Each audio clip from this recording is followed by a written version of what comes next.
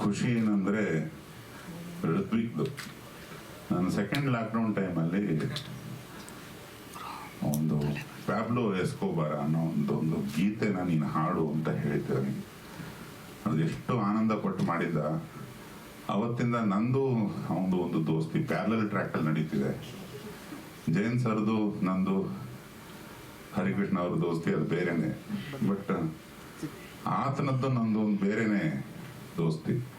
ಜೊತೆಗೆ ನಿರ್ದೇಶಕನಿಗೆ ನನ್ನ ವೈಯಕ್ತಿಕ ಶುಭಾಶಯ. ಇವತ್ತು ಈ ಹೊಸಬ್ರದ್ದು ಮೊದಲನೇ ಹೆಜ್ಜೆ ಅಂತ ಅನ್ಬಹುದು. ಹೊಸಬ್ರದ್ದು ಒಂದು ನಾನು ಅಬ್ಸರ್ವ್ ಮಾಡೋದು, ಈ ಥರದ ಸಂದರ್ಭಗಳಲ್ಲಿ ಹಾಡು ಬಿಡುಗಡೆ, ಸಿನಿಮಾ ಬಿಡುಗಡೆ ಅಂತ ಬಂದಾಗ ಎರಡು ಥರ ಡೇಂಜರ್ಗೆ ತಗಲಾಕೋತಾರೆ. ಒಂದು, ಬೆಳಿಗ್ಗೆ ಎದ್ದು ಈ ಸ್ನಾನದ ಟೈಮಲ್ಲಿ ಇತ್ಯಾದಿಗಳ ಟೈಮಲ್ಲಿ ನನ್ನ ಹಾಡು ಇಡೀ ಪ್ರಪಂಚ ತಿರುಗಿ ನೋಡ್ಬಿಡುತ್ತೆ, ಹಂಗಾಗ್ಬಿಡುತ್ತೆ ಹಿಂಗಾಗ್ಬಿಡುತ್ತೆ ಅಂತ ಒಂದ್ಸತಿ ಕನಸು. ಬಟ್ಟೆ ಹಾಕೊಂಡು ಹೊರಗೆ ಬಂದಾಗ ಯಾರಿಗೂ ನಾನು ಗೊತ್ತಿಲ್ಲ ಅನ್ನೋ ಟೆನ್ಷನ್. ಯಾರು ಕೇಳ್ತಾರೆ ಇವನ್ನೆಲ್ಲ. ಮತ್ತೆ ಗೇಟ್ ದಾಟು ಈ ಗಾಡಿ ಕಿಕ್ ಹೊಡಿಬೇಕಾದ್ರೆ ಒಂದು ಜೋಶು, ಇಲ್ಲ ಏನೋ ಇದೆ ಬರುತ್ತೆ, ಪ್ರಪಂಚ ತಿರುಗಿ ನೋಡ್ಬಿಡುತ್ತೆ, ಅಲೆ ಎದ್ದು ಬಿಡುತ್ತೆ. ಮತ್ತೆ ಒಂದು ಸಿಗ್ನಲಲ್ಲಿ ಬಂದಾಗ ಹೆವಿ ಟೆನ್ಷನ್ ಆಗ್ಬಿಡುತ್ತೆ. 3 ನಿಮಿಷ ಬೇರೆ ರೆಡ್ ಲೈಟ್ ಬರೋದೇ ಇಲ್ಲ. ಯಾರಿಗೆ ಬೇಕು ಈ ಹಾಡು, ಹಸೆ ಸಿನಿಮಾ? ಒಂದು ಕಥೆ ಹೇಳಿ, ಒಂದು ಹಾಡು ಹೇಳಿ ನಾವು ಏನು ಮಾಡೋದಿದೆ? ಮತ್ತೆ ಡಿಸ್ಕರೇಜ್ ಆಗುತ್ತೆ. ಹಿಂಗೇ ನಡ್ಕೊಂಡ್ ಬರುತ್ತೆ. ಇವತ್ತು ಬೆಳಿಗ್ಗೆ ಕೂಡ ಇವರಿಬ್ರು ಅದೇ ಕನ್ಸ್ಕೊಂಡಿರ್ತಾರೆ, ಅಲೆ ಎದ್ದು ಬಿಡುತ್ತೆ, ಸಾಧಾರಣಕ್ಕಿಲ್ಲ. ಅಲ್ಲಿ ಹರಿಕೃಷ್ಣ ಬರ್ತಾರೆ, ನೋಡೋಣ.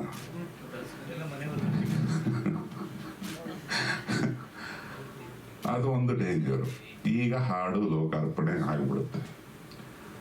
ಆದ ನಂತರ ಅದನ್ನ ಪ್ರಪಂಚ ಅವ್ರು ಅಂದ್ಕೊಂಡಂಗೆ ತಿರುಗಿ ನೋಡ್ಬಿಟ್ರೆ ಅದು ಇನ್ನೂ ದೊಡ್ಡ ಡೇಂಜರು. ನೆಕ್ಸ್ಟ್ ಕೇಳ್ತಾರೆ ಏನು ಮಾಡ್ತಾ ಇದ್ದೀರಿ ಅಂತ. ಜನ ನಾವು ಒಂದು ವರ್ಷ ಒದ್ದಾಡಿರೋ ಸಿನಿಮಾ ರಿಲೀಸ್ ದಿವಸ ಮಧ್ಯಾಹ್ನ 1:30ಗೆ ಸಿನಿಮಾ ನೋಡ್ಕೊಂಡು ಆಚೆ ಬಂದು ನೆಕ್ಸ್ಟ್ ಯಾವ್ದು ಸರ್ ಅಂತಾನೆ. ಅವನಿಗೆ ಏನು ಅನ್ಸೋದೇ ಇಲ್ಲ. ಅದು ಈ ಹೆರಿಗೆ ಆದ ತಾಯಿಗೆ ನೆಕ್ಸ್ಟ್ ಯಾವಾಗ ಹೆರಿಗೆ ಅಂತ ಕೇಳಿದೆ. ಈಗಿನ ಪ್ರಾಣ ಉಳಿಸ್ಕೊಂಡ್ ಬಂದಿದ್ದೀವಿ ತಡಿ ಅಂತಾನು ಹೇಳಂಗಿಲ್ಲ ಅವನಿಗೆ. ಅದು ಪ್ರಪಂಚ ಎಲ್ಲರೂ ತಿರುಗಿ ನೋಡ್ಬಿಟ್ರು, ಆ ಹಾಡನ್ನ ಎಲ್ಲರೂ ಕೇಳ್ಬಿಟ್ರು ಅಂದ್ರೆ ನೆಕ್ಸ್ಟ್ ಅದನ್ನ ಮೀರಿಸೋದೊಂದು ಬರುತ್ತೆ. ಅದಕ್ಕಿಂತ ಬೆಟರ್ ಆಗಿ ಪ್ರಪಂಚನ ದಾಟಿ ಶನಿಗ್ರಹದವರೆಗೆ ಎಲ್ಲರೂ ತಿರುಗಿ ನೋಡ್ಬೇಕಂತದ್ದೇನೋ ಒಂದು ಮಾಡೋ ಅಂತಾರೆ ಜನ. ಅವರಿಗೆ ಅದೇನೋ ಮಾಡ್ತಾರೆ, ಬಟ್ ನೀವೇನೇ ಹೇಳಿ ಕೆಂಡ ಆಗ್ಬಿಡ್ತಾರೆ. ಇನ್ನೊಂದು ಇಲ್ಲ, ನಾವು ತುಂಬಾ ಮುಕ್ಕಿರ್ಕೊಂಡು ಮಾಡಿದ್ವಿ, ಹಂಗಾಗಿದೆ, ಹಿಂಗೆ ಇಷ್ಟೆಲ್ಲ ಇದೆ. ಕೆಂಡದಲ್ಲೊಂದು ಇನ್ನಸೆನ್ಸ್ ಇತ್ತು, ಅದನ್ನ ನಾವು ವಾಪಸ್ ಕೇಳ್ತೀವಿ, ಇದೇನೋ ಬೇಡ ಅಂದ್ಬಿಟ್ಟು. ಯಾರು ತಿರುಗಿ ನೋಡ್ಲಿಲ್ಲ ಅಂತ ಇಟ್ಕೊಳ್ಳಿ.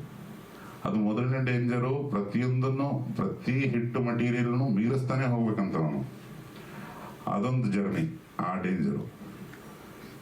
ಇನ್ನೊಂದು, ಯಾರು ಕೇಳಲೇ ಇಲ್ಲ, ನಾವು ಯಾರಿಗೂ ಗೊತ್ತಿಲ್ಲ, ಇದೆಲ್ಲ ಉಪಯೋಗ ಇಲ್ಲ ಅಂತ ಮೊದಲೇ ಅವ್ರಿಗೆ ಡೌಟ್ ಇರ್ತದಲ್ಲ, ಅದು ತುಂಬ ಸ್ಟ್ರಾಂಗ್ ಆಗಿಬಿಡುತ್ತೆ.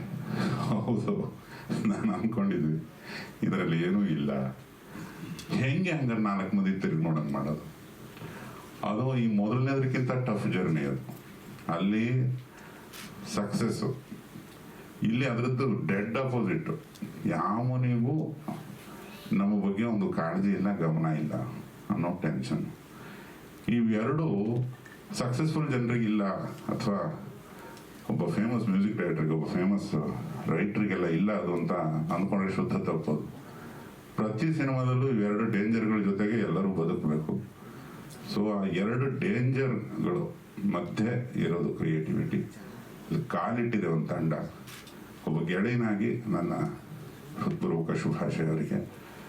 ನಿಮ್ಮದು ಸದಾಕಾಲ ಈ ಟೆನ್ಷನ್ಗಳು 2 ನಿಮ್ಮನ್ನು ಕಾಡಲಿ ಅಂತ ನನ್ನ ಹಾರೈಕೆ. Thank you.